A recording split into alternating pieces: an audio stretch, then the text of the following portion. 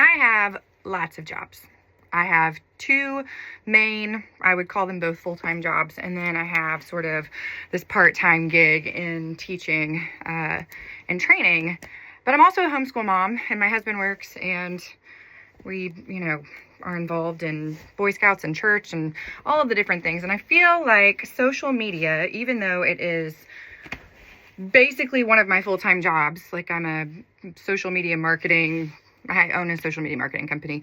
But my job as a social media marketer isn't to get people to go viral online. It's to increase local visibility, have more quality in the followers that they've got, increase foot traffic because you're like hyper local. The goal obviously is not to go viral. It's to go local. And this is sort of advice that people have been giving and getting starting in like mid 2010s, 2020, especially when everybody had to go online, like you didn't have a choice but to go online. But I think people are really tired, and this feels like Captain Obvious. People are very tired of short form content, mindless scrolling.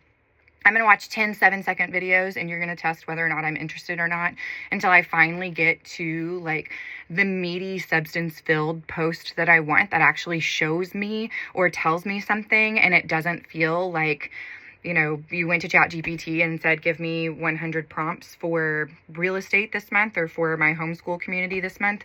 Like, it's actually genuinely thought out content where I'm hearing the intelligence of the person. I'm hearing the research behind it. And then whenever I go and I talk to people about these videos in real life, because isn't that the goal, like to have community in real life? I still find myself saying, I watched a TikTok the other day, and it sounds unintelligent, but the TikTok that I chose to listen to was well researched. Anyway, I feel like as we move forward, there's going to be this really interesting Venn diagram of content curation and consumption, where you've got like the online community that we have worked so hard to curate over the last 5 to 8 years. And then you've got, this in-person community that we have neglected over the last 5 to 8 years. And we're going to try and like match these two together. There's a lot of people who want to go completely analog and dial, put the phone up, hang it up and be done with it. I just don't think in 2025 that is a possibility. It's a romantic idea. Like, I love the idea of being able to do that, but it's just not, it's not where we are in technology and as a society. So we're trying to figure out, like, how do you marry the two together? I've spent, the past 5 years teaching on how to take this in-person conversation and translate it online.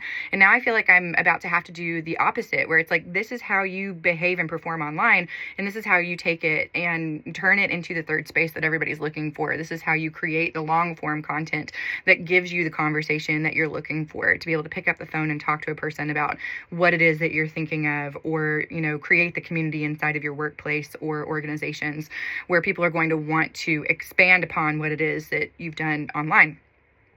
I'm so behind on this. I have been hesitant about joining any other social media platforms because it's a lot of overwhelm. It's a lot to think about, like, what am I going to do here? What's my strategy going to be? How am I going to, niche down? Do I need to niche down? So I've been hesitant to get on Substack, partially because I feel like everybody's like, join my Substack and then you can, pay $2 a month to listen to me ramble. I don't really care to do that. But I gave in and I did it last night. And I really think that while Substack might not be the social media channel that people use moving forward, but I do think that that's the direction that we're going to end up going. People are going to value quality over quantity, because quantity is AI slop and quality is well-researched, well-informed, well-written, or well-spoken content. There was a question the other day in a group Zoom that we had for work, where these trainers who have wonderful, insightful, incredible knowledge on all of these different topics, they are not curriculum creators. Like, they have these ideas that they want to share, but actually, piecing it and putting it into like an actual training program is not exactly their forte.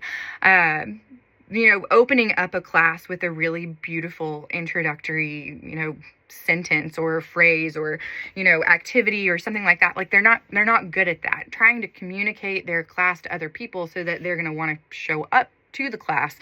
is not something that they're good at. And they asked our whole group of trainers if anybody knows, how to do that. And I did not raise my hand because this is the first time that I've ever been in this particular setting. And I didn't want to be like, oh, hey, I know it all. Like, hello, Hermione Granger, here she is. But like, that was what my degree was in, was organizational communication, training and development, creating the courses, delivering the courses, showing, how to meet all kinds of learning needs in adults specifically. And so I think that because of that realization, I've decided to basically redo my college education. Like, I'm pulling out every college book that I have on communication, the noise, your all the different diagrams on like me giving the information, receiving the information, interpersonal communication, like negotiating, how to work a room as a if you're going to some sort of like networking event.